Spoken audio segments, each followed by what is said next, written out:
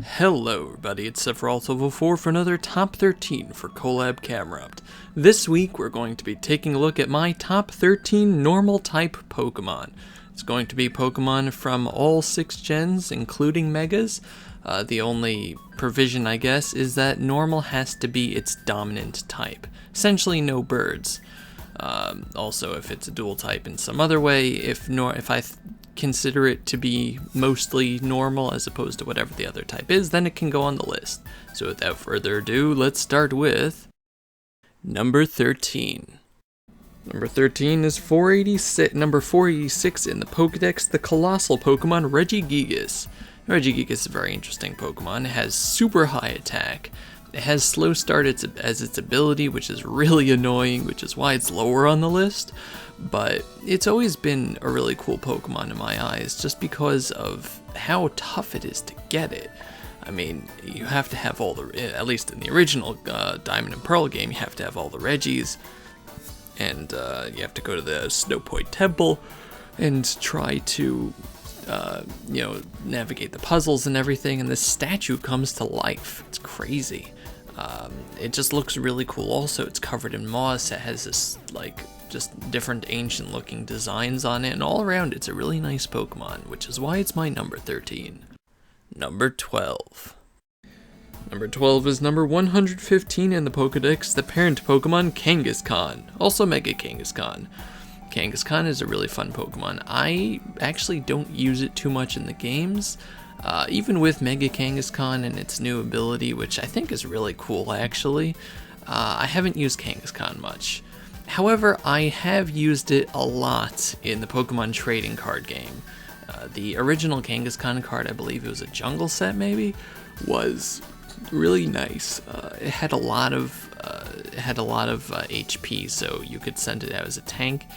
For 1 energy, call it any energy really, you can have it fetch, which gives you lets you draw a card, which is nice if you just have nothing. And for 4 energies, which takes a while to get to admittedly, it has Comet Punch, which does 20 damage times the number of heads, and you flip 4 coins. So you could do up to 80 damage with him, and that's always really nice.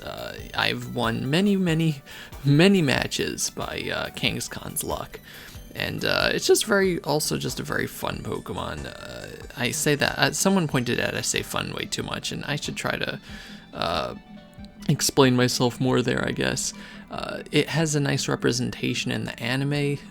It was in this episode in the original anime, anyway, that comes to mind first, with this little kid named Tommy, who was found by Kangaskhan as a child because his father dropped him out of a helicopter, and he was raised by the Kangaskhan's and became this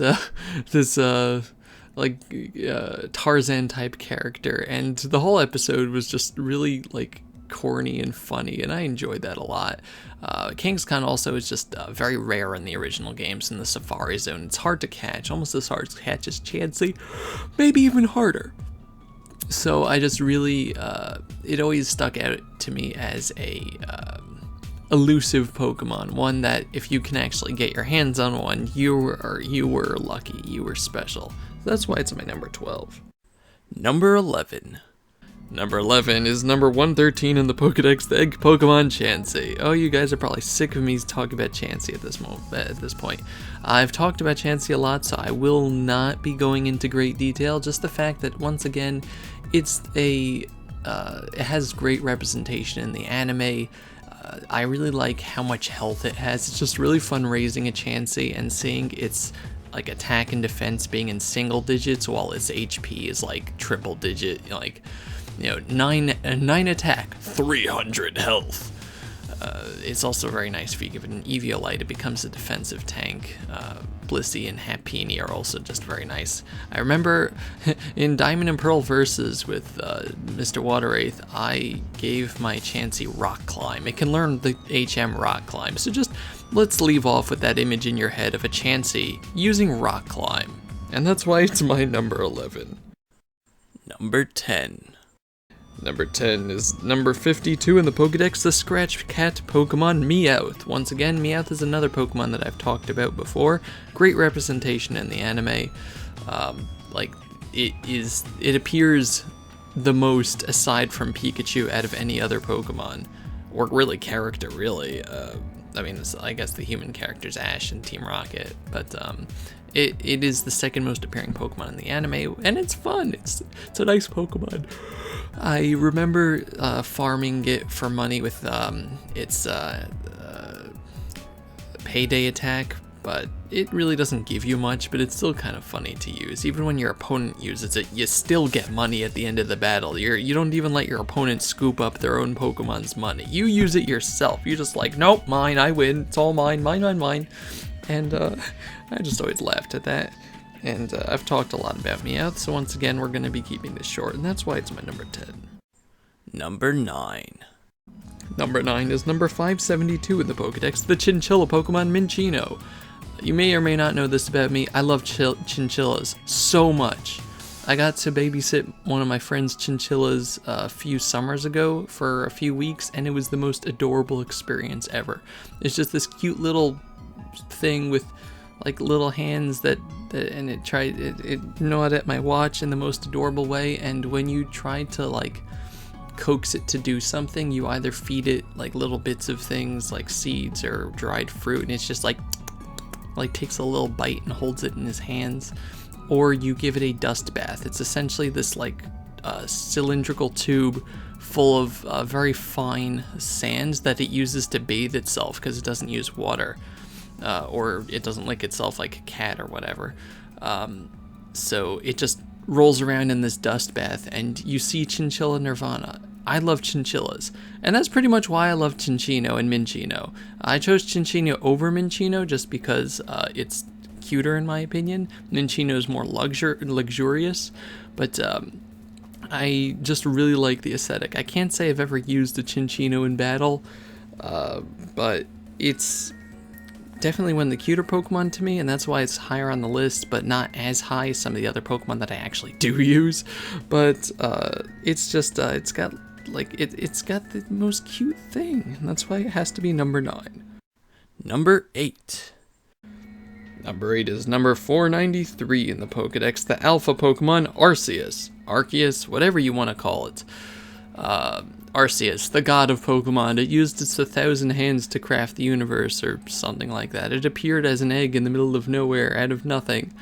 I don't really know how the Pokemon lore works, or what came first, the Arceus or the egg, who knows. But essentially, it is the god of Pokemon. It is the Alpha, why they didn't incorporate that into the recent games, I don't know, but that's not for this time. Arceus, I guess it's kind of cheating because its main type is normal, but you can change its type with the different plates. One of the reasons why he's on my list is because of just everything surrounding Arceus. Whenever you pick up a plate in Pokemon Diamond and Pearl, it has like a little description. The plate has like a little bit of lore about Arceus or about the creation of the world or whatever. It's little touches in the game that I really enjoy, that I've just always enjoyed in video games, when you go side questing and you find things and they just fill in little bits and pieces of stuff that's really not necessary for the main story, but fills in the overall lore of the universe, and I really like that, and Arceus is essentially that. He's an event Pokemon, which is annoying, which is why he's lower on the list also, so you can't get him normally in the game, but he's a Pokemon that's built up to be this mythological llama alpaca creature, and he's an alpaca, just look at him, or he's a llama, whatever you want to call him, but it's just really he's really cool, and obviously he's very strong at being a legendary, and he has the judgment attack, which changes his type depending on what plate he has, so it's always a stab damage, so that's pretty cool. But Arceus is just always this cool mythological creature and a essential figure in Pokemon lore, and that's why he's my number 8. Number 7. Number 7 is number 133 in the Pokedex, the evolution Pokemon Eevee. Eevee, once again, is a normal type that doesn't stay very normal, I guess, unless you don't evolve it, but, Eevee can now turn into 3, 5, 7, 8 different Pokemon. 3 from the first game, another 2 from the second gen, another 2 from 4th gen, and 1 from 6th. Sounds about right. Yes, I am counting Sylveon, guys. There's hope for me. But Eevee's always really cool. He's a very rare Pokemon to get, is one that is given to you as a gift in the original game, and you have to make a choice. What should I turn it into? And whenever Eevee is given to you, you always have to make this choice of, where will my Eevee go? Obviously, you can breed them now, and, you can make an entire Eevee army, but it was always this cool Pokemon that gave you the impression of potential. And that's always something that really makes a game fun, is when you're given something that's not immensely powerful or whatever off the bat, but if you train it and raise it right, it has the potential to be amazing. And that's what Eevee is. And that's why he's my number 7. Number 6. Number 6 is number 351 in the Pokedex, the Weather Pokemon Castform. I've talked about Castform a bunch too, so I'm going to keep this short. Essentially, Castform is like Arceus and Eevee. Castform really doesn't reach his potential unless you use like a weather thing to change his type, which is once again why he's a little lower on the list, despite the fact that I love Castform now. I am counting him on this list because his main type is normal, and presumably you could make a normal-based Castform. It's not, I guess, what it's intended to be, but it's just a very fun Pokemon, and once again, it has the potential to be several different roles on your team. It can be a water type. Obviously, it doesn't get surf or anything like that, but it could be a water type for you. It could be your ice type. It could be your dragon's bane. It can be a fire type. I wish that they also had stuff for, I was about to say hail, sandstorm, and like maybe haze, or like heavy fog or something, changing its type to flying maybe. I don't know. There's always potential for something or another that they can do for Castform. You never know in the future, but Castform is another one of these Pokemon that's potential, and I've come to really, really enjoy using it. And that's why it's my number 6. Number 5. Number 5 is number 39 in the Pokedex, the balloon Pokemon, Jigglypuff. Now, Jigglypuff is normal fairy now, but for the longest time it has been pure normal type, and honestly, whereas I consider Clefairy to be a fairy type as its main, I still consider Jigglypuff to be normal, because its fairy aspects, in my opinion anyway, don't really come into play as its base. It's really more of like the singing and stuff, and I don't know, I just see it as a normal type. Maybe that's just because I don't like fairies, but like Snubbull and Granbull I see as fairy types, whereas they used to be normal, things like that. But I've talked a lot about Jigglypuff in the past, just its representation in the anime and things like that, so I'm not gonna, once again, try not to go into great detail, but Jigglypuff's always been a favorite Pokemon of mine, and I enjoy it a lot in Smash Bros, and that's why it's my number 5. Number 4. Number 4 is number 216 in the Pokedex, the little bear Pokemon, Teddiursa. Now, Teddiursa, I think, doesn't get enough credit. Bears are adorable. I don't think I guess Snorlax may be a bear, who knows. But it was the first, actual bear Pokemon, really. I enjoy bears a lot. As a kid, I've always enjoyed, teddy bears and things like that. But more importantly, I'm more of, Dove, my name Dove, in Hebrew means bear, so I grew up with bears. Bears are bears, bears, bears. And I just enjoy how Teddiursa looks. It's adorable with its little hand in its mouth, always eating the sap that it took from a tree or from a nest, like a Pokemon's nest or something, like honey or whatever, not sap. And turns into Ursaring, which actually is a pretty strong Pokemon. I haven't really used Ursaring on my teams, but that's just because I don't use pure normal types too much. I tend to specialize in other types because normal is not super effective against anything. But Ursaring is a nice tanky Pokemon, and I like tanky Pokemon. But Teddiursa is just cuter, and when I first saw it, when Gold and Silver were announced, I was like, oh! And it's always stuck with me, and that's why it's my number 4. Number 3. Number 3 is number 263 in the Pokedex, the tiny raccoon Pokemon, Zigzagoon. I've always loved Zigzagoon. I don't know if I talked about it in the past, but when Ruby and Sapphire first came out and Pokemon and abilities were announced, I thought that was pretty cool, but what I really enjoyed is that towards the beginning of the game, you can catch Zigzagoon with the pickup ability. And what pickup does, if you haven't played the games before, is that it randomly, after battles, Zigzagoon may or may not be holding an item, and the item could be like a potion or a Great Ball or something. But as Zigzagoon's level goes up, he actually has a chance of getting better and better items. And I've gotten in the past where my Zigzagoon has given me things like rare candies, Ultra Balls, Max Revives. I'm pretty sure you get a Max Revive anyway. Things like that. And I've had a lot of use out of it. Aside from that, Linoon and Zigzagoon are both very fast, and Linoon is a pretty decent Pokemon. I've used it on my main teams. My current playthrough of Alpha Sapphire, I have Linoon on my team, and it's nice because it actually gets play rough, which helps out a lot against dragons and things. I don't like fairies, but some of the fairy type moves are nice. But I've always enjoyed using it because it's lightning fast and it just looks adorable. I love raccoons also. But mainly just because pickup is great and you get it at the beginning of the game, and it's just a nice Pokemon to stick with. It's, you know, maybe not an end game Pokemon, but I've always been able to beat the league with it in my party. And that's why it's my number 3. Number 2. Number 2 is number 206 in the Pokedex, the Land Snake Pokemon Dunsparce. Now I can hear you all already going, Dovi. I honestly don't know why Dunsparce gets so much hate. I think Dunsparce is one of the coolest Pokemon ever, honestly. I know it wasn't in my top 13 Pokemon, but that's just because it got cut, because there were a bunch of Gen 2 Pokemon that I think deserved the spot better. I didn't want to make my entire list Gen 2 Pokemon, but Dunsparce is one of my favorite Pokemon in the game.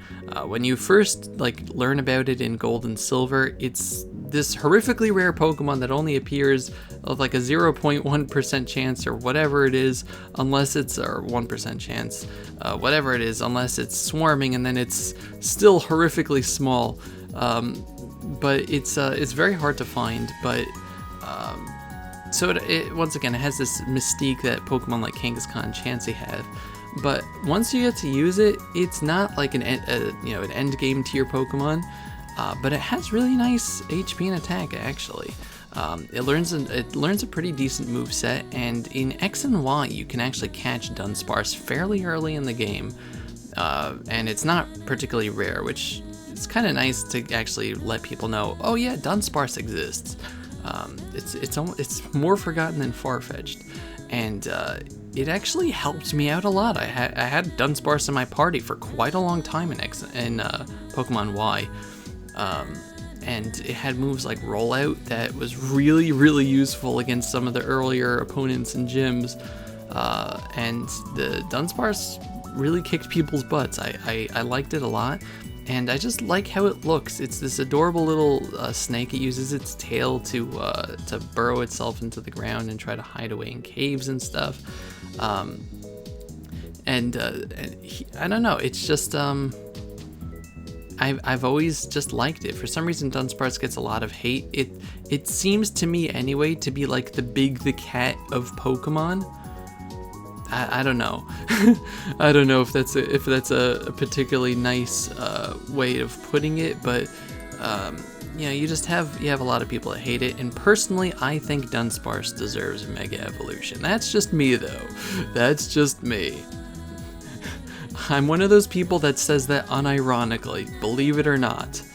But anyway, Dunsparce is just, I don't know. He's a great Pokemon, but he's not the best normal type, but that's why he's number 2.